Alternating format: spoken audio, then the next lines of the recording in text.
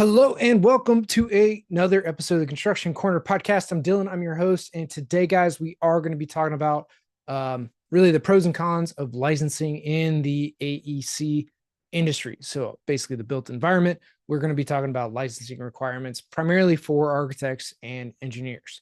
So with that, without further ado, we'll get right into it.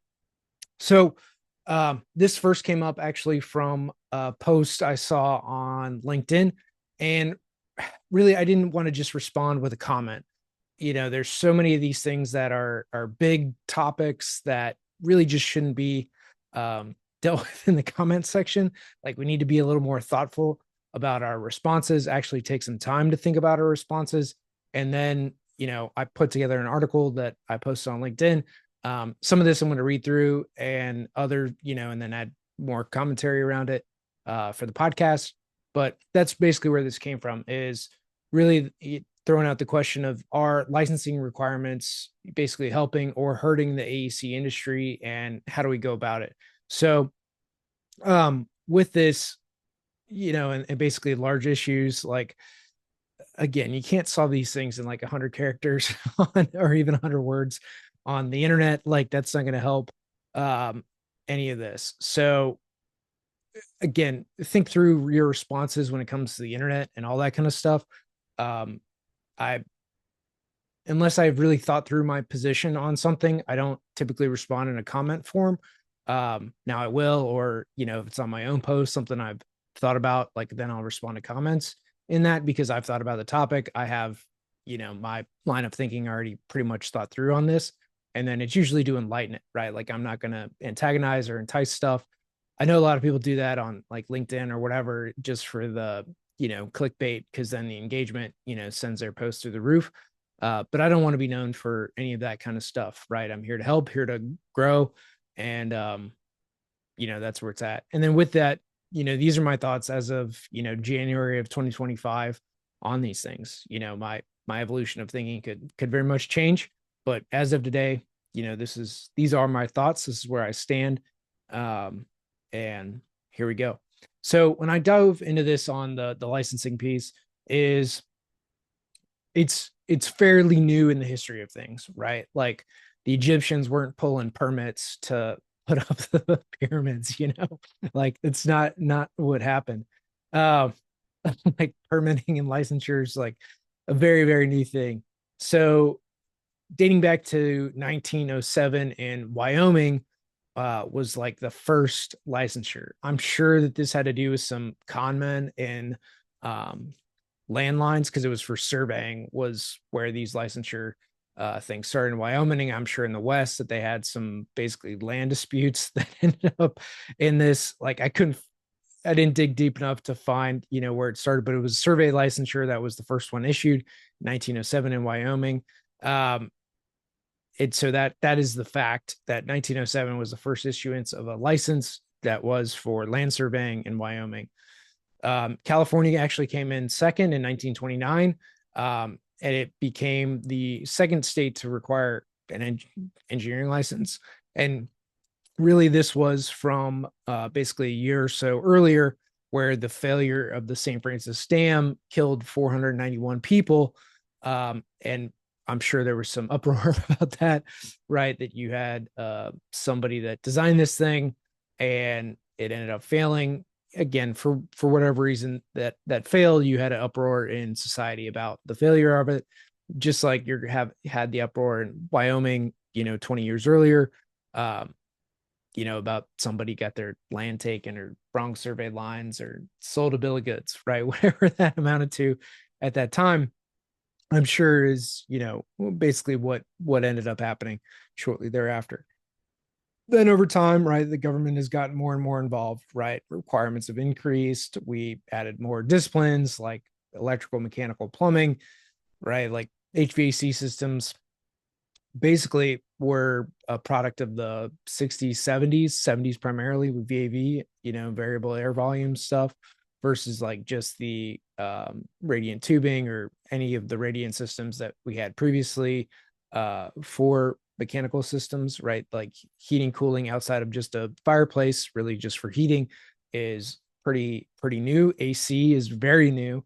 than how we deal with hot weather. So again, these are all very like new things. Indoor plumbing, again, product of like the 40s and 50s.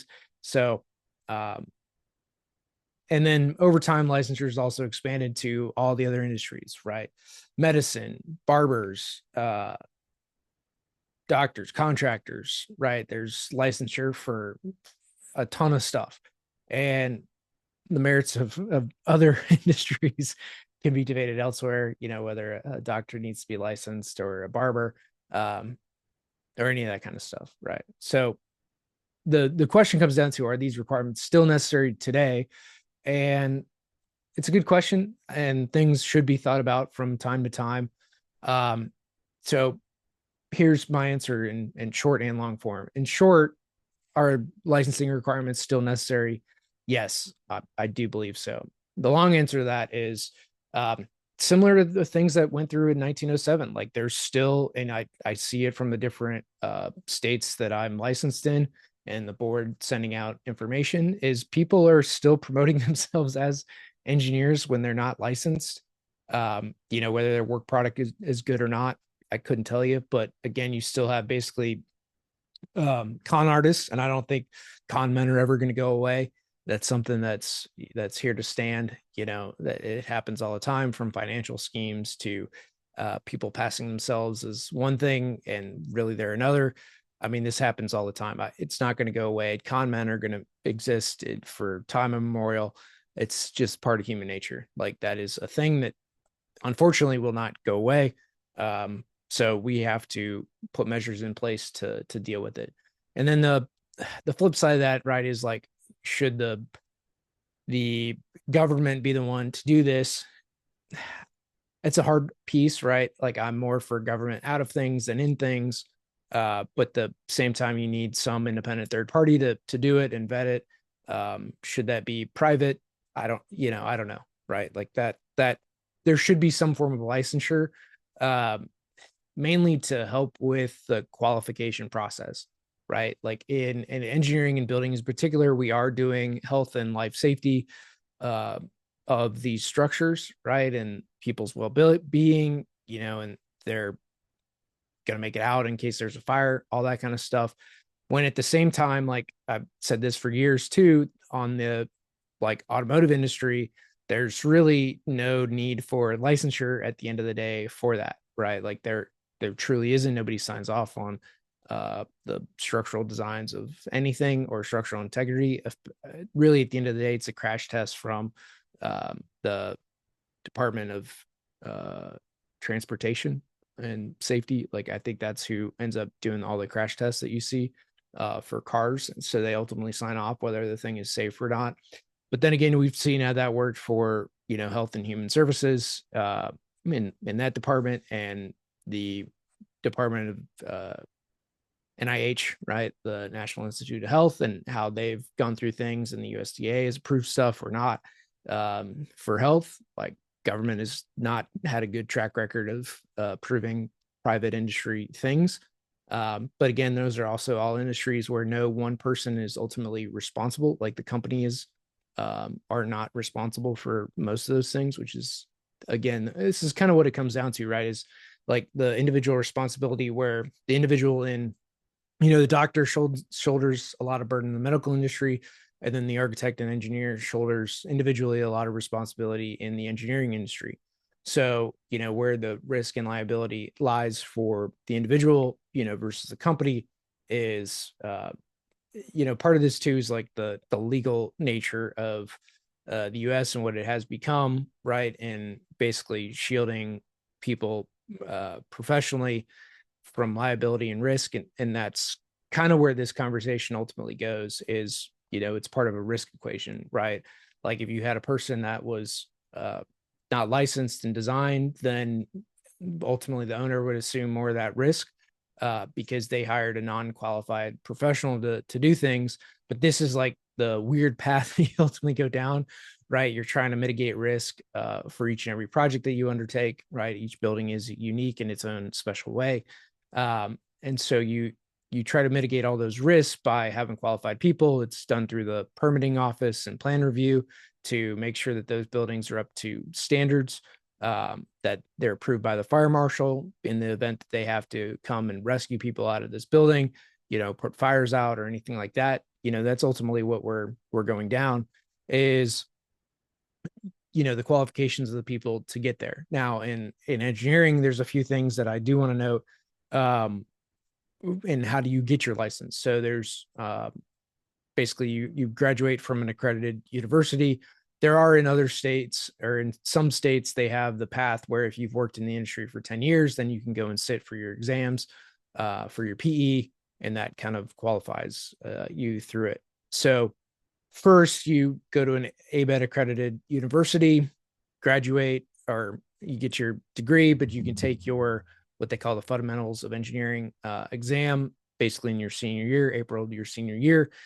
You're then able to take that exam. From there, once you pass, you work for 4 years under a PE. After those 4 years, you're then able to sit for the professional engineering exam for your specific discipline. So again, I was electrical engineer, so I took the electrical power PE exam. It's an 8-hour exam for that. You take it, you wait your however long it takes to grade it or whatever, and then you get your licensure. So they've changed this somewhat since I took it. But basically you take your test. Once you pass, then you fill out all your applications.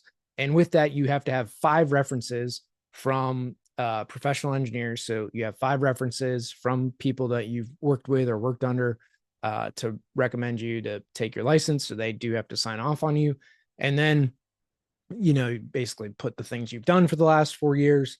And then that allows you to go and, get your license, all that kind of good stuff with your transcripts from your undergrad, your FE exam, your PE exam, your references, all this type of stuff, your work experience, and then you submit it, and then that gets put as a package to the state board that you go and put your license under.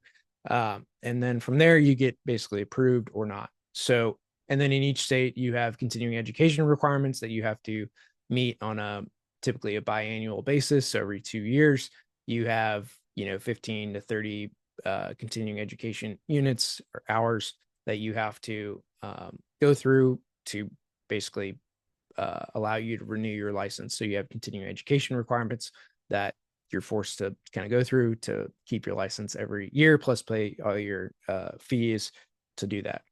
So in total, like the system that we have now in promoting engineers, creating engineers is honestly pretty good, right? And I'm speaking to the engineering side of it, because in reality, like not everyone is meant to be an engineer, right? And we shouldn't dumb down requirements to put more people through the system, right? You want qualified people, especially in health, wellness, life safety that we're talking about, right? Making sure your air quality is good, making sure that your building stands up straight, making sure your electrical systems are designed properly for the loads that you're going to put on the building, right? That your grounding systems are like all these things that go into a project. Architecture, same way, because there's honestly a lot of architects that go through school, but the amount that pass the tests are very few, right? So you have this huge basically vetting process where you go to any architecture school, but not every architecture school is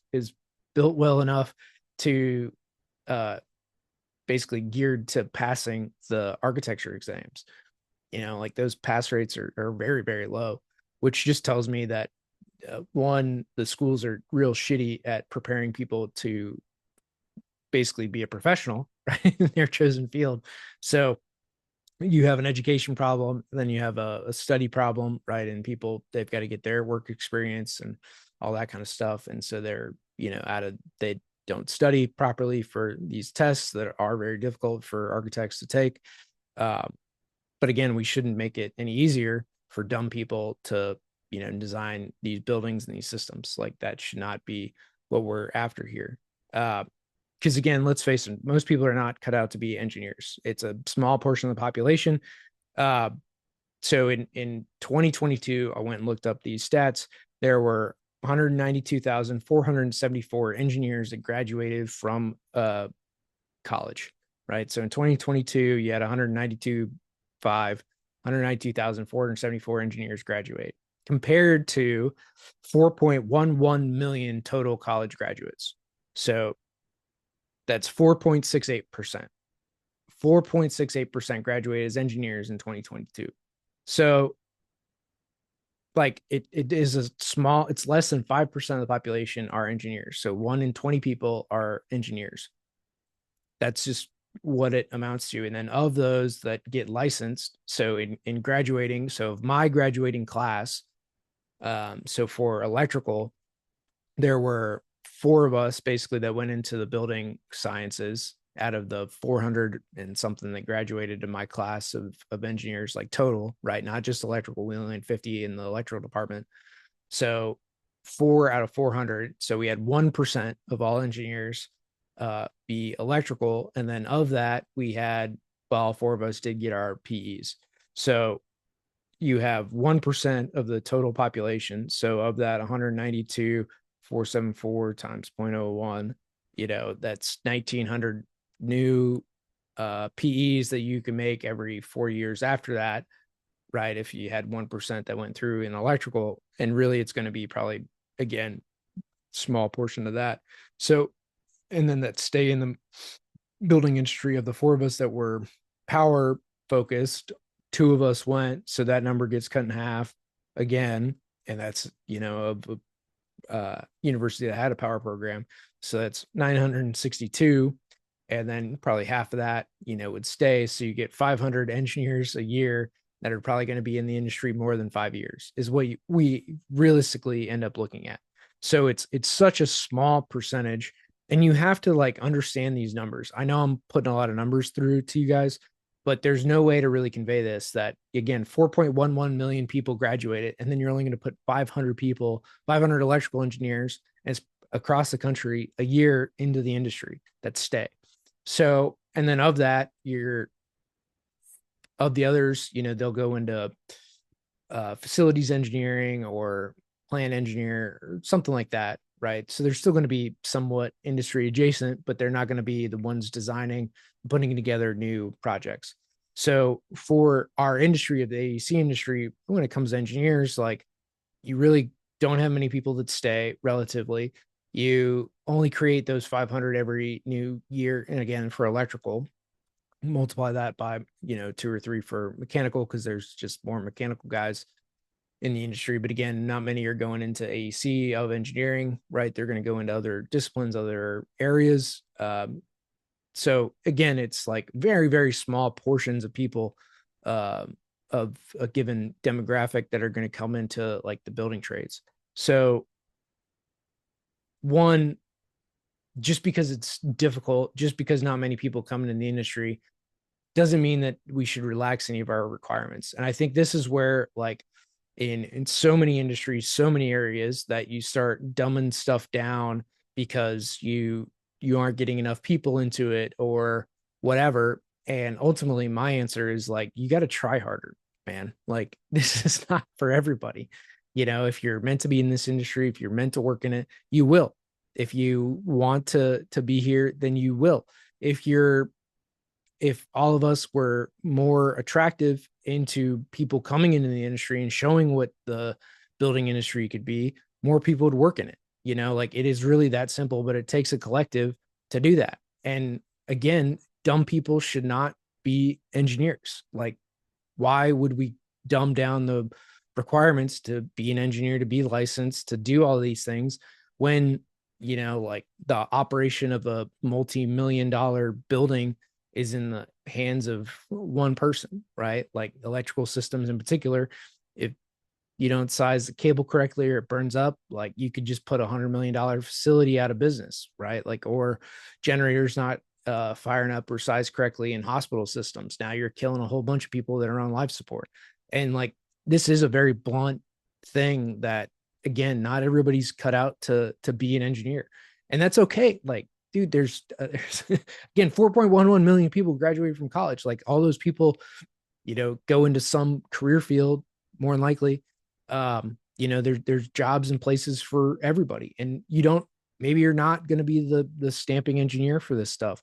Maybe you're great at BIM and coordination and doing that type of stuff, right? Not running calculations and doing those pieces. Like there is a place for you within the industry. And I think we just have to understand like there are places for you, but to hold the title of architect, of engineer, like these aren't titles for everybody. And that's okay, guys. Like it is okay. So I'm saying all this to say, like, I believe that the testing requirements should stay in place. I believe that we should continue to educate our people coming up. I believe that firms should encourage people to take the PE exam, to give them the necessary study materials and all the help that they need to pass the test. Like again, not everyone's going to, but this doesn't mean that we don't help people to pass the exam, give them all the help and assistance that they need to pass the exam. Like we need more architects, we need more engineers, licensed architects and licensed engineers. And it's just like the structural guys, you know, if you have a designation that says SE behind your name and that structural engineering designation, I mean, that is a very tough designation to get, very hard exams, 2 8-hour exams. And the guys that I know that have them are incredibly smart, incredibly hardworking. And I wouldn't want some, you know, dumb guy to hold that designation, right? Like, because they made the test easier. Like, that doesn't make sense. I mean, these are the folks that are putting up skyscrapers and designing the structural elements of, you know, skyscrapers. Like, they are very important, very smart, very hardworking guys that end up getting that designation as well they deserve. So again, this is merit-based society. It should stay merit-based society. You know, the tests are made by engineers for engineers. They're made for architects by architects, and it should stay that way. So that's my, again, long answer on licensing requirements. Is it completely perfect? No. Are there some people that, you know, maybe should or is well qualified as other engineers to do it, but never went and took the test? Yeah, probably. I mean, there's designers out there that just never went and took it, never went to school, or, you know, they had the 10 years of experience, but decided they didn't want the responsibility of an engineer. Because again, it does come with a lot of additional responsibility, a lot of additional risk, a liability. Your name is now, you know, on drawings, and it's your name at the end of the day and responsibility. And some people don't want that either, right? So there is a lot of weight that comes with that stamp and that license. And it's not meant for everybody, and that's okay. But that's my stand on it. Thank you guys for listening to this episode of the Construction Corner podcast. Until next time.